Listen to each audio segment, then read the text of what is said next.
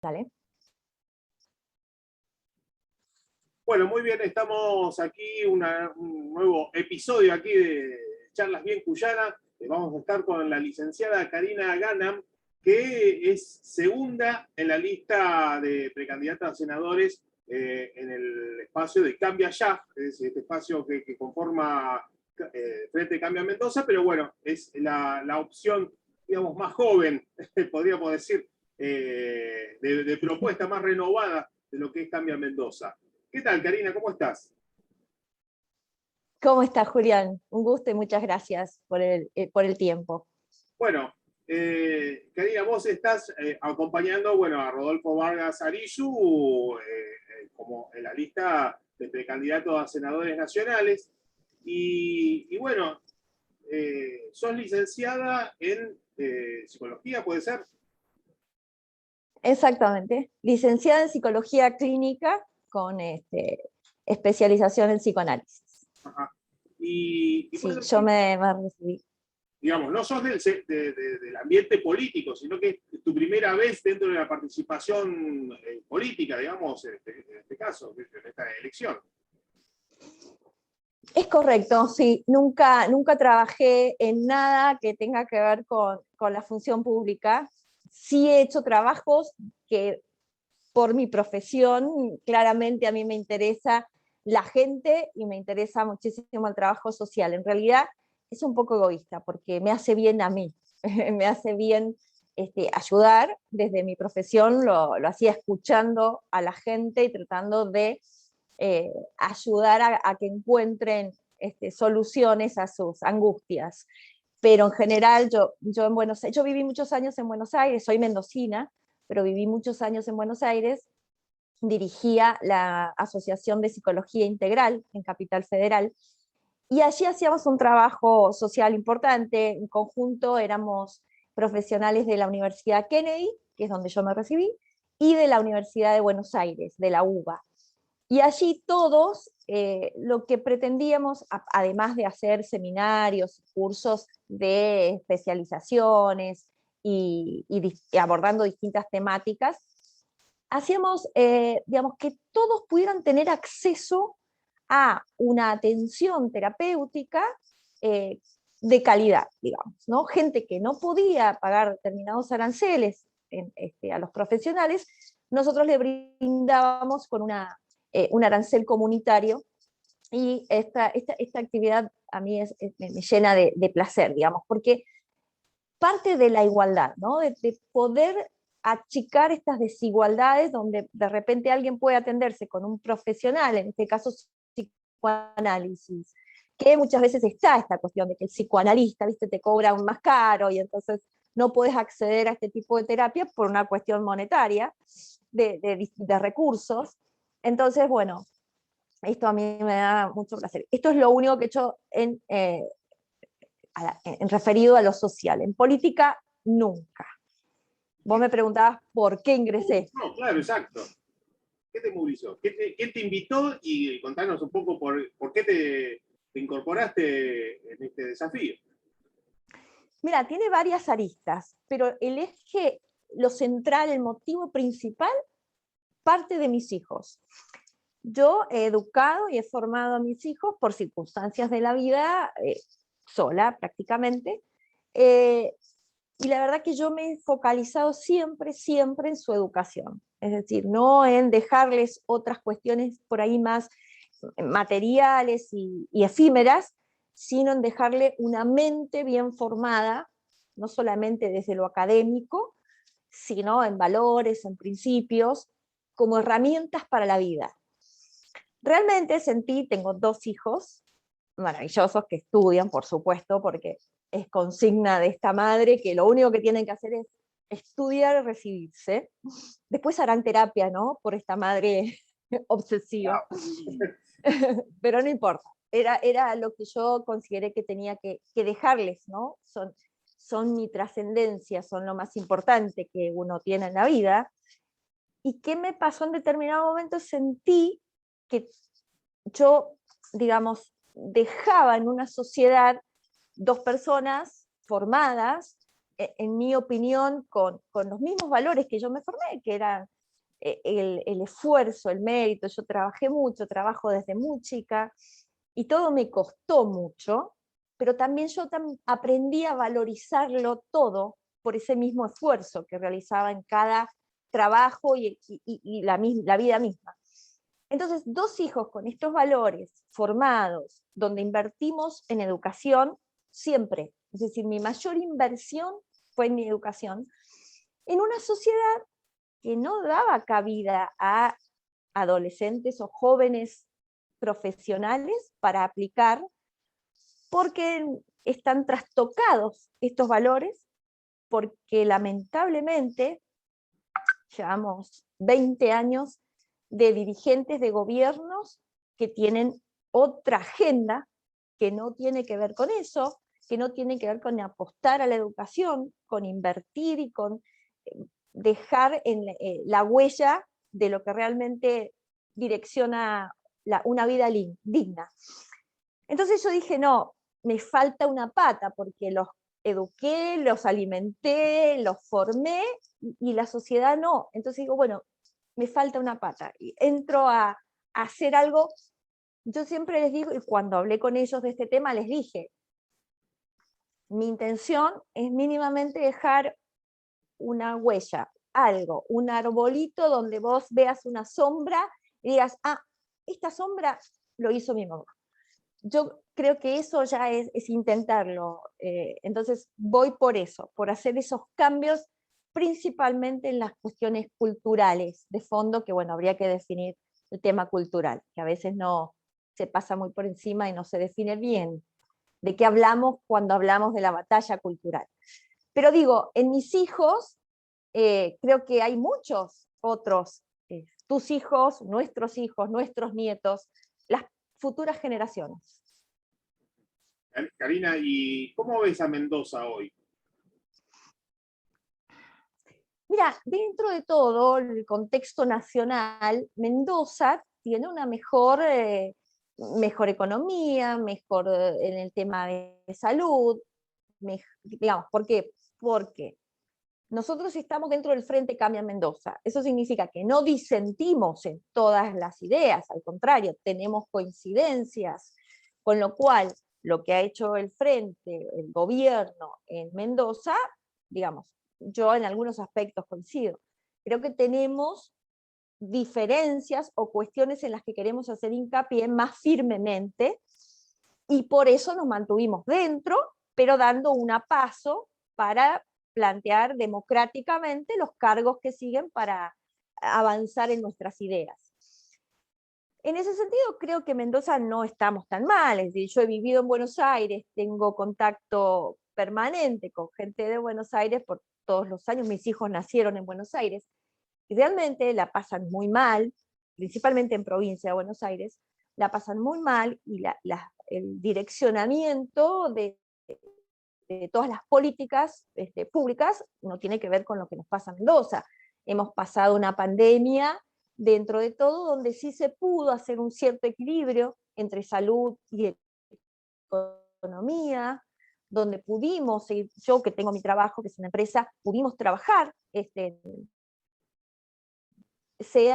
más equilibrado, y realmente creo que vivimos mucho mejor que en otras provincias donde las ideologías no, digamos, no llevan a buen puerto al ciudadano en cuanto a su progreso, a las cuestiones fundamentales que tienen que ver con nuestros derechos y con temas esenciales en la agenda de cada uno. Karina, yo lo que veo por ahí dentro del espacio de Cambia Ya es una mayor participación de las mujeres. No sé si vos compartís esa misma idea. Hay mujeres fuertes que están, digamos, posicionadas no como acompañantes de los hombres, sino activamente, ¿no? ¿Coincidís con eso? Sí, pero yo tengo un tema ahí con el tema de la mujer y estas concepciones que a mí no me parecen correctas, en cuanto a la reivindicación, digamos. Yo, en primer lugar, sí, porque se plantea en términos de igualdad, o sea, ahí es equipo, y realmente no se cuestiona si sos femenino o masculino. ¿Por qué? tiene una explicación y tiene que ver con la libertad. Es decir, hay libertad en el sentido de expresión de ideas, expresión de lo que vos quieras hacer, plantear como propuestas, pero sin pasar por el tamiz de la sexualidad definitiva, si sos hombre o mujer. Realmente no se plantea eso. Te decía que yo soy bastante crítica en este sentido, porque me parece que hace más diferencia, marca más la diferencia entre los sexos, el tema de darle muletas a las mujeres. O sea, lo que haces imponiendo la paridad de género, y que si vas a un trabajo tenés que, porque si sos mujer, o sea, son muletas, es decir, vos que sos mujer y que no podés, porque no podés demostrar con tu capacidad, no podés demostrar lo que sos con tu trabajo, no, entonces te hacemos una ley y te reforzamos. Entonces yo me pregunto, ¿qué pasa cuando vos retires esas muletas? Cuando en determinado momento son los temas, ¿qué pasa con la mujer? Entonces yo creo que está muy bien en otros sentidos, porque hablamos de violaciones, de abusos, de todo lo que te puedas imaginar que se viene hablando del maltrato a la mujer, y está bien, hay que regular y legalizar el tema para poder contener, pero desde otro lugar, porque vos ahí tenés que cambiar el esquema mental. Es decir, ¿por qué no haces soporte o asistencia terapéutica, psicológica? Porque una mujer que no puede salir de una problemática de abuso, de maltrato, de lo que fuere, es porque realmente tiene un problema que no puede, como tenemos todos los neuróticos, ¿no? Pero en ese caso. Entonces yo creo que el apoyo va desde ahí para hacer un cambio profundo, no una muleta donde yo te digo, bueno, vos tenés cierta debilidad para enfrentarte a, y te hago una ley, te pongo una exigencia, muleta. Entonces, bueno, en este espacio no se plantean esos términos porque realmente tenemos la convicción de la libertad, es decir, somos defensores de la libertad y de la igualdad, digamos, y de esta cuestión de que todos tenemos los mismos derechos, por ende las mismas obligaciones, pero digamos, el acceso a todo independientemente del sexo. Bueno, estos tiempos son muy especiales, vivimos un tiempo de pandemia y bueno, el nuevo Congreso, donde vos ojalá podás estar partícipe de ese Congreso, podés sumar, creo que será interesante el tiempo de la pospandemia, ¿no? Y todos los problemas, traumas que muchos argentinos están padeciendo con todo esto, ¿no? Bueno, hay gente que tuvo pérdidas muy cercanas y hay una sensación de que está esa gente desolada, digamos, sin asistencia, medio haciéndonos un poco autogestionándonos para tratar de salir de estos traumas, ¿no? ¿Qué opinas al respecto de este congreso post pandemia y cuál sería tu aporte en ese espacio? Mira, lo que estás diciendo habla mucho del tema psicológico, porque por ahí se minimiza y se ha hablado mucho de salud, pero la verdad es que concebir la salud sin tener en cuenta el aspecto mental, la salud no es solamente salud física, es decir, la Organización Mundial de la Salud, aunque cuestionada, podríamos decir, pero define la salud como un concepto integral, donde es el equilibrio entre la salud física, psíquica y social o ambiental. Entonces el ser humano no es un ser humano físico, por lo tanto, vos podés atravesar el coronavirus, esta pandemia, físicamente y salir aeroso, no pasar por el hospital o pasar y salir bien, pero realmente el otro aspecto es el impacto mental o psíquico. No solamente desde lo individual, sino también vos pensalo desde gente que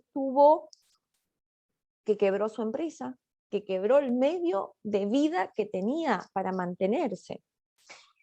Desde lo individual también, porque nos mantuvieron mucho tiempo aislados, y el ser humano es un ser eminentemente social, y a nosotros nos aislaron, nos dejaron sin posibilidad de abrazarnos, de hablarnos, de contactarnos. Entonces, hay un impacto que va a venir cuando podamos relajar y nos van a caer, ¿viste? Cuando te caen todas las fichas, eso va a pasar, y que tiene que ver con la salud mental, que ya se está viendo mucha más gente concurriendo a asistencia psicológica porque es un trauma, porque esto es, digamos, se llama situaciones límites. ¿Cómo pasó una situación límite? También la vivió la gente que estaba en los campos de concentración. Digamos, y no es que salís fantástico, ahí tenés dos opciones: sos resiliente y podés de esto sacar algo beneficioso y positivo para la vida y hacer algo con eso, o no. Digamos, si de repente te agarra en un momento de la vida donde vos no tenés demasiadas herramientas, realmente se convierte en algo traumático. Ahora, vos me decías en el Congreso, y mira, en el Congreso creo que tenés que empezar por todos lados. Yo principalmente, yo pienso en algo que está bueno, que hay, Venegas Lynch habla en un momento de los teóricos y los prácticos, ¿no? Entonces yo digo, yo estoy más del lado de los teóricos. ¿En qué sentido? Dice que los teóricos se tildan muchas veces de idealistas, este fulano que viene con estas ideas así tan raras. Yo creo realmente, estoy convencida que hay cambios culturales reales. Es decir, yo te puedo hablar, podemos hablar de economía, podemos hablar de la baja de impuestos, de esta mochila que nos asfixia a todos los empresarios, cómo salir, porque el cómo es muy importante, cuál es la propuesta. Podemos hablar de la modificación de las leyes laborales que apuntalen tanto al empleado como al empleador, y no lo que sucede hoy. Podemos hablar de la industria del juicio que nos asfixia a los, digamos, podemos hablar de toda esta cuestión económica, social, educacional.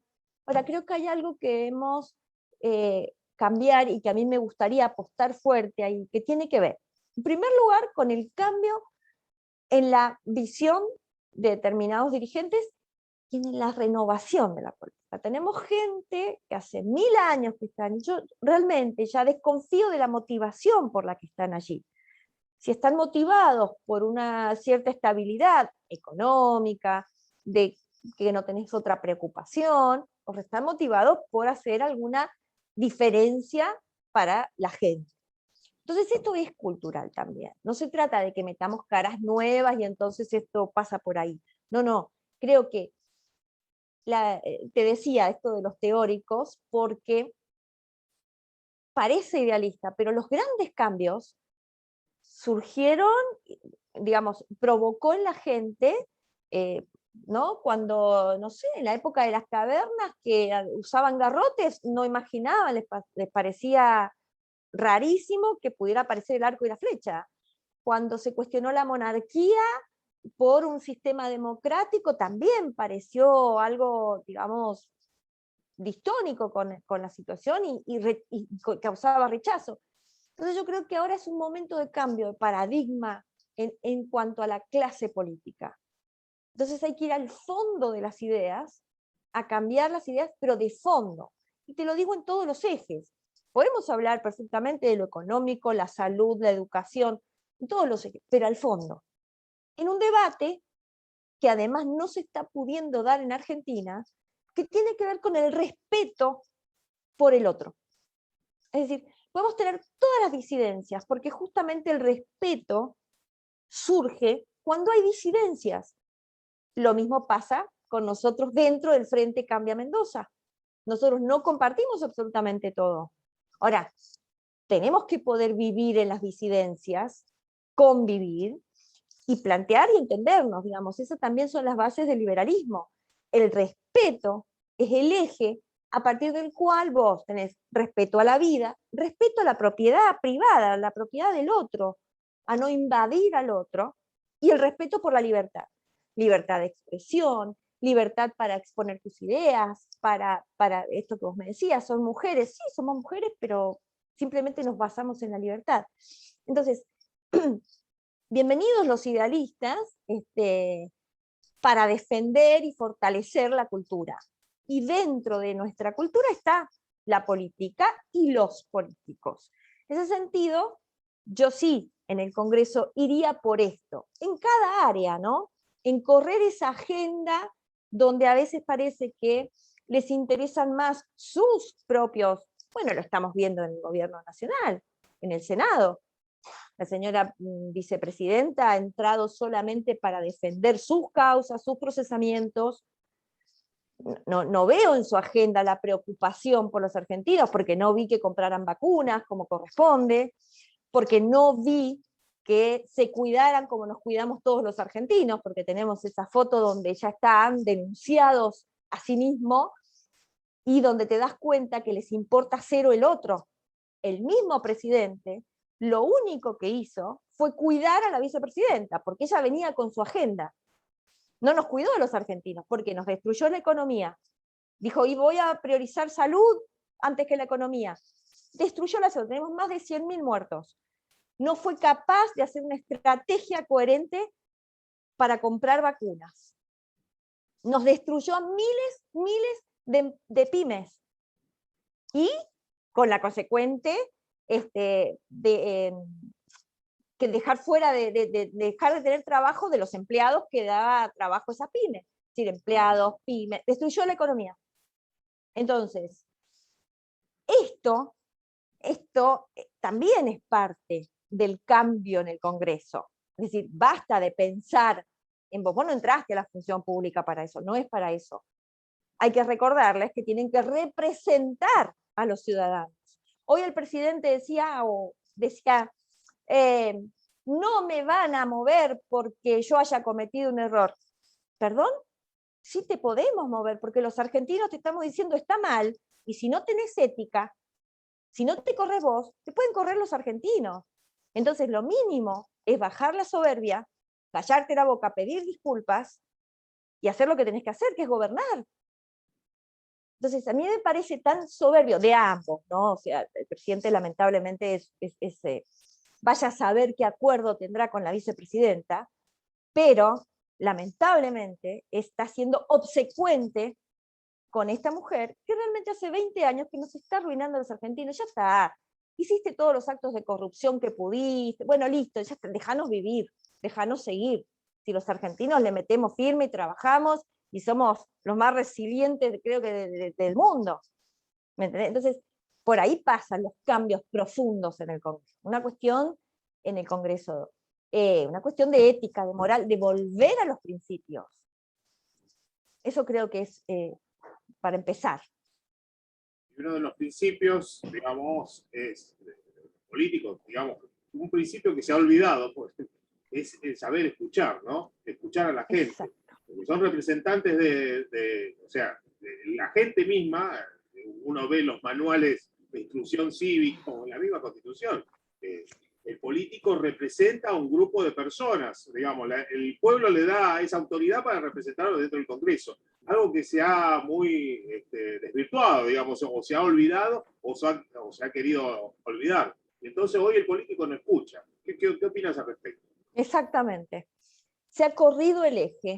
En realidad pareciera, o sea, da toda la impresión, ¿no? Yo hoy te hablo como ciudadana, yo hoy todavía no ingresé a la política, entonces estoy como ciudadana. ¿Qué siento yo?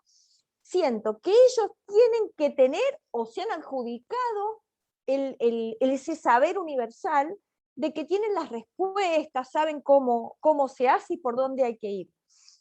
Yo creo que hay que invertir un poco esto. Digamos, creo que el político es un vehículo para llevar adelante ciertas gestiones, ciertas legislaciones para el ciudadano. Ahora, quien sabe cuál es la salida, cuál es la solución, es el ciudadano. Es decir, vos vas hoy a una empresa, a una pyme, y vos le decís, ¿cuál es el problema? Y te van a hacer el diagnóstico perfecto.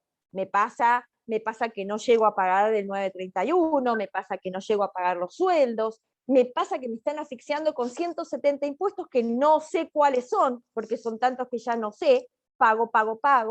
Es decir, te hace un diagnóstico perfecto, una pyme, pero también te dice cómo puede salir. Y yo te diría, mira, la verdad que si a mí me bajan la carga impositiva, yo puedo tomar más gente para que mi empresa avance, crezca y se desarrolle, yo voy a avanzar, voy a dar empleo.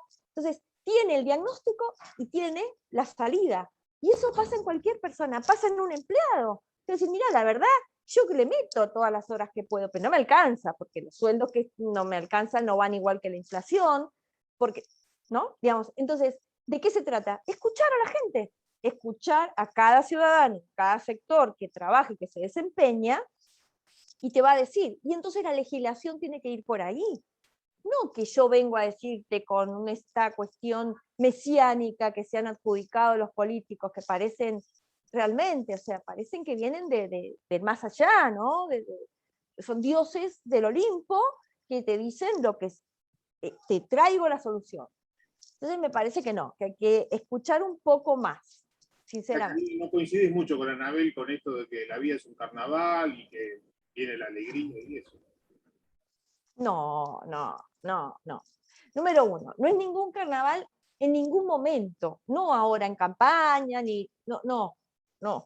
No puedes decir que es carnaval en una pandemia donde se murieron miles de personas, y vos decís, y que la pasaron mal ellos, sus familiares, gente que se murió sola en un hospital, gente que no tiene hoy su segunda dosis y está angustiadísima porque se puede contagiar y no sabe si se va a morir.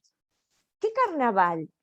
Además, la vida en general no es un carnaval, porque los que laburamos todos los días, los que no nos podemos enfermar y trabajamos firme de lunes a lunes, no es carnaval, es sacrificio, es esfuerzo. Luego tendrás tu éxito en el sentido personal de lo que cada uno considere que es éxito. Pero la vida en general no es carnaval. La puedes pasar mejor, peor, la vas llevando, te la tomás de la manera que cada uno puede, pero ningún carnaval. El carnaval lo tienen ellos. El carnaval los tienen los kirchneristas. Si viven de joda. O sea, no, en la casa de gobierno se toma champán mientras nosotros estamos guardados, claramente. Entonces, yo estoy en las antípodas de eso, en las antípodas. O sea, se han creído y han construido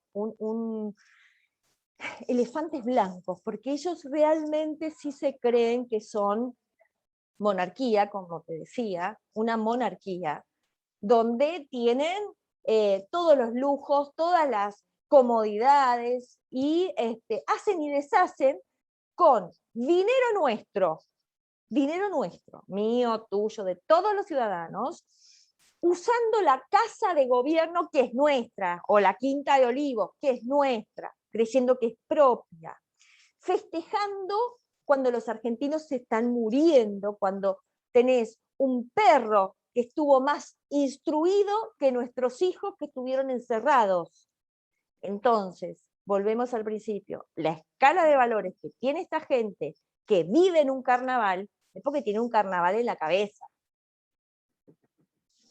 Bueno, Karina, ¿qué le dirías al mendocino, a la mendocina que elija este espacio, cambia ya para esta paso?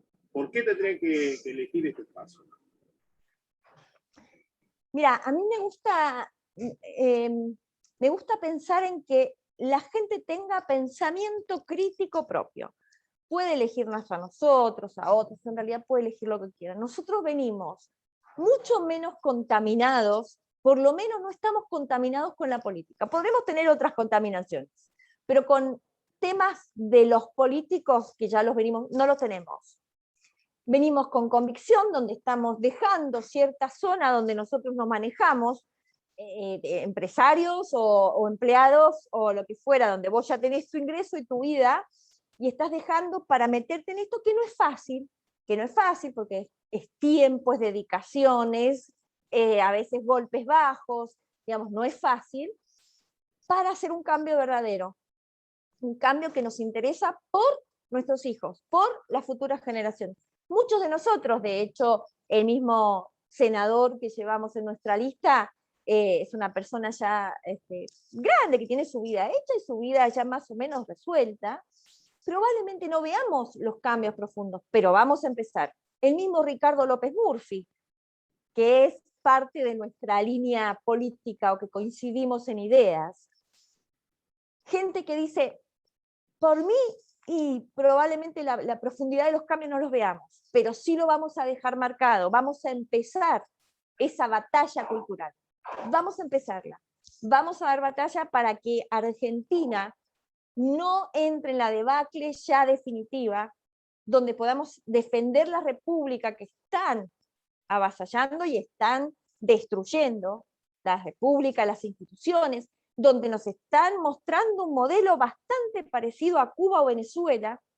Entonces entramos para decir, no le vamos a dejar a mis hijos ni Cuba ni Venezuela. Vamos a hacer todo lo que tengamos que hacer para que Argentina sea ese país próspero que fue en su momento, y que nuestros abuelos y que todos los inmigrantes llevaron adelante con esfuerzo, con trabajo y con dedicación para dejarnos lo que nos dejaron. Entonces no hay que destruirlo, y nosotros vamos por eso, por defender lo que queda de Argentina. Bueno, Karina, muchísimas gracias por compartir este momento, y bueno, esperemos tener un domingo alegre, un domingo de septiembre alegre para el espacio de ustedes. Ojalá que así sea y que sea bueno para todos, porque hay que buscar eso, que sea bueno para todos. Todos tenemos que estar incluidos, aunque vivamos, aunque tengamos disidencias, pero tenemos que convivir y hacer de esto lo mejor. Julián, muchas gracias a vos. Gracias.